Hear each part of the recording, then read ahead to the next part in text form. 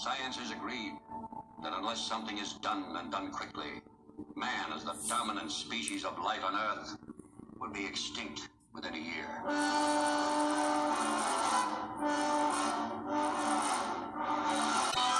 By direction of the President of the United States, stay in your homes, I repeat.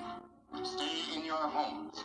Your personal safety, the safety of the entire city, depends upon your full cooperation with the military authorities. Yes, cities, nations, even civilization itself, threatened with annihilation. Because in one moment of history-making violence, nature, mad, rampant, wrought its most awesome creation. But born in that swirling inferno of radioactive dust were things so horrible, so terrifying, so hideous. There is no word to describe them.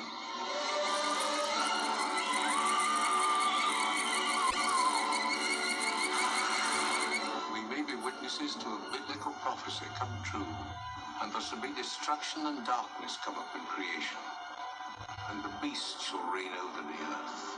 Yes, the earth, the skies above and the seas below, infested by swarms of nightmare creatures, crueler, deadlier than the armored giants of prehistoric eras. Here is a wild, headlong flight into terror, as the desert erupts with a grim battle for survival. Here is a fear-frenzied moment of suspense, as mankind totters before a thing that multiplies faster than it can be killed. Here is a desperate plunge into the black depths of the earth, where human courage challenges the brute force, the slashing jaws, the poison fangs that guard the subterranean nest, where the beast spawns its terrible progeny. To all units, condition red. Drain 267 is the target area. Repeat, condition red. Drain 267 is the target area.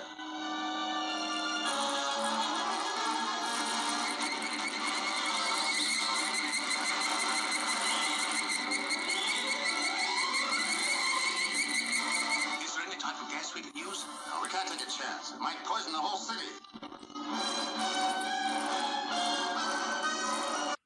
Oh, yes, them. That's them, and this is Will, and this is Sci-Fi Guy, and this is a celebration of mutant bug movies, specifically ant movies. Movies with rampaging, enormous mutant ants.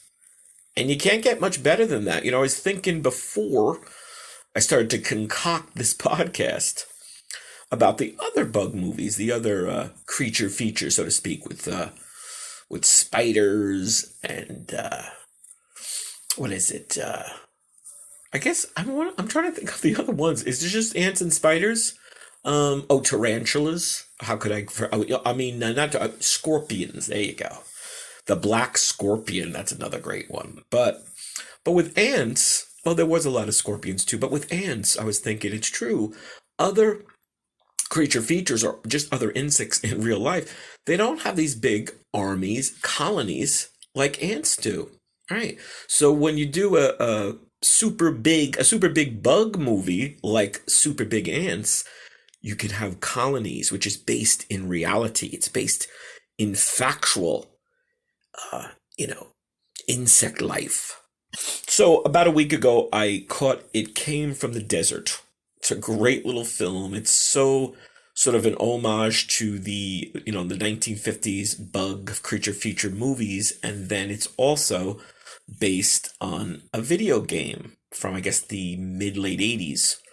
So it's got sort of a dual, history and provenance, as the antique dealers would say, history and background and provenance. And of course, the video game was based on them, or inspired by them, I should say, inspired by movies like them. And I'm sure most specifically on the 1954 Super Big Ant movie, Them. Now, I have a fond memory when I first discovered Them as a kid. I must have been maybe 9 or 10. Loved it. Saw it probably on, my New York, New Jersey area, Channel 5, 9, 11, all the best channels that would have all the sci-fi movies and horror movies. But I didn't know, I'm looking up the official wiki, that it was one of the first 1950s nuclear monster films, and it was the first big bug feature film. So Them is the first one. to use insects as the monster. This is great. I mean, it's still one of the best, if not the best. It's my favorite of the sort of big bug sci-fi monster movies, and it was the very first.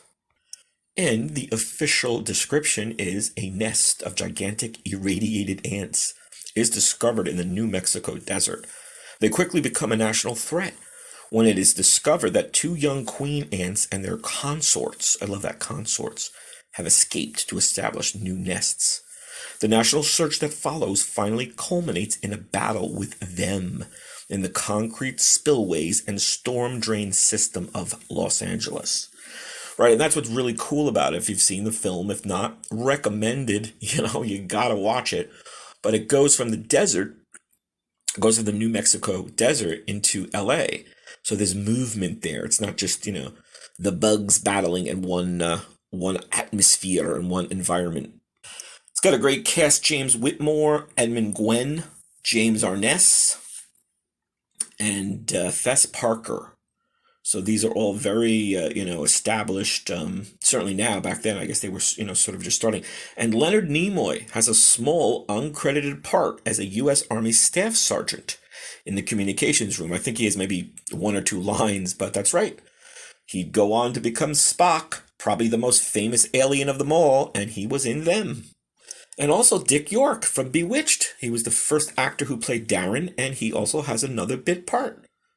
So there you go. So you're going to be seeing big bugs, big ants, and also famous, familiar faces from other TV shows and movies that you love. And now here's a really great bit of trivia, which there's a scene. You got to go watch it, right? You got to go watch. No spoilers, but it's not a major scene, but it's somewhat important to the plot. So this is from the wiki. When casting his planned Davy Crockett episode for the Disneyland TV series, Walt Disney viewed the film to see James Arness, who had been recommended for the role. However, Disney was more impressed by a scene with Fess Parker as an inmate in the mental ward of the Texas hospital. Watching Parker's performance, Disney realized he had found his Davy Crockett.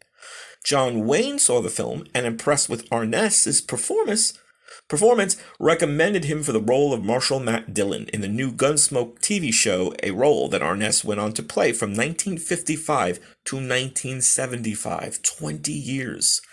So that's really neat to think that these two actors, and they're sort of bit parts. It's one scene, or maybe two. Yeah, there's like two scenes with them, with what's his name, Fess Parker, right? And then Olin Howard plays this sort of jovial drunk, and that's the fun. He's like, give me the booze, make me admiral or sergeant, whatever, give me the booze, and it's hilarious, and it's really stand out for sort of a comedy, and then there's a bit of a plot connection. So both James Arness and Fess Parker got some really steady work. James Arness got 20-year series, and I'm sure Davy Crockett. Fess Parker as Davy Crockett landed that role for quite a long time as well. Now, it was originally supposed to be filmed in 3D in color. It's a black and white film, and it's crisp and beautiful, but would have been really interesting if they had gone on with the color and 3D effect. But the camera screwed up. The camera failed, and so they decided just to do in regular, black and white. And this is awesome because when you see the film, if you've not, you got to go see it. The sounds that these ants make, I think it's the most memorable part of the film. I mean, the mechanical ants are great. No CGI, no digital computers imagery back then. So they used huge, mechanical robot puppet ants, and they're really cool. They still look great, but the sounds they make are some of the most, you'll never forget it. It says here, the sounds the giant ants emit in the film were the calls of bird-voiced tree frogs mixed in with the calls of a wood thrush hooded warbler and a red-bellied woodpecker, and I guess they mixed that all in the engineering, the sound wizards studio. It was recorded at Indian Island, Georgia, at the Cornell Lab of Ornithology. Right, so wow, they went right to a scientific actual lab, and it really proves to this day.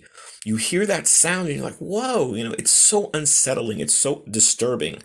And just so super big bug ant cool. And now to another super big ant movie. This is from 1977, Empire of the Ape. Excuse me, not the apes. Empire of the Ants, and released in 1977, based very loosely on the short story by H.G. Wells.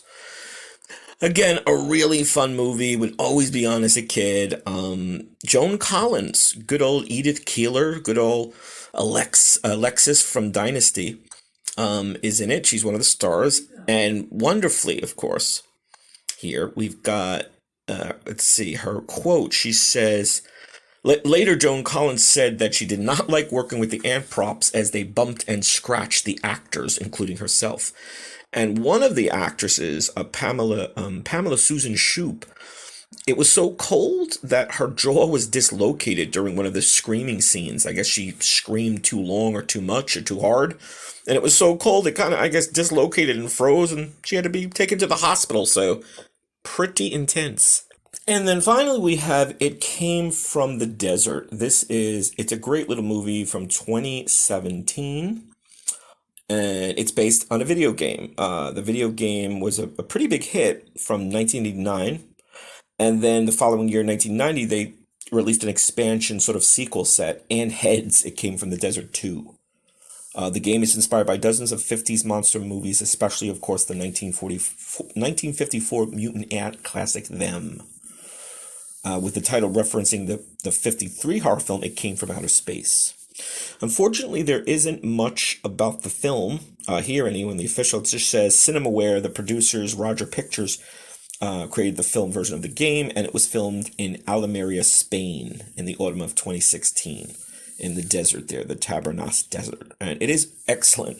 It's really funny, really wonderful CGI digital effects. And as much as I loved, of course, the practical and the animatronic robots of them that still look really cool, the CGI in this is good. It's good. I wouldn't call it, blockbuster Steven Spielberg, James Cameron Avatar quality, but it's serviceable and it always looks good. And especially the movement of the ants, because in them, you had props, you had robotic, miniatures. Well, miniatures or bigatures, the animatronics, robots. And they could move them just so much, but it was still cool. It still looks good. Whomever designed them and the puppeteers, so to speak, that did that, just really excellent work for what they could do back in 1954.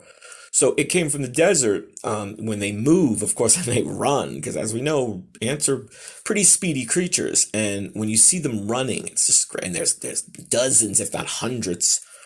Just great stuff, sort of like Starship Troopers 2, Bugs. There's another big bug movie, which is, not ants, but I don't know what they were, scorpions, lobster-like scorpion, creatures. But it's good stuff. I recommend all these movies. Them is sort of the Bible, the Old Testament, old sort of version, the big daddy ant, and then we've got Empire of the Ants, and It Came from the Desert. I want to thank you guys for listening and for subscribing, because it's free. Sci-Fi Guy and all our other segments are free, always free, but then we do have a paid people. We have a $4.99 a month. Bit of a bargain. I'd say it's a bit of a barganza, as Milhouse would say in Simpsons, a barganza. And you get the goodies, you get exclusives, you get interviews and lots of other cool goodies that the freebies do not get. So either or, keep on messaging and feedbacking and sending us comments, because we love to hear for it. And we'd love to hear from you always. And go watch ant movies, super big bug ant movies, because they satisfy. We'll see you soon.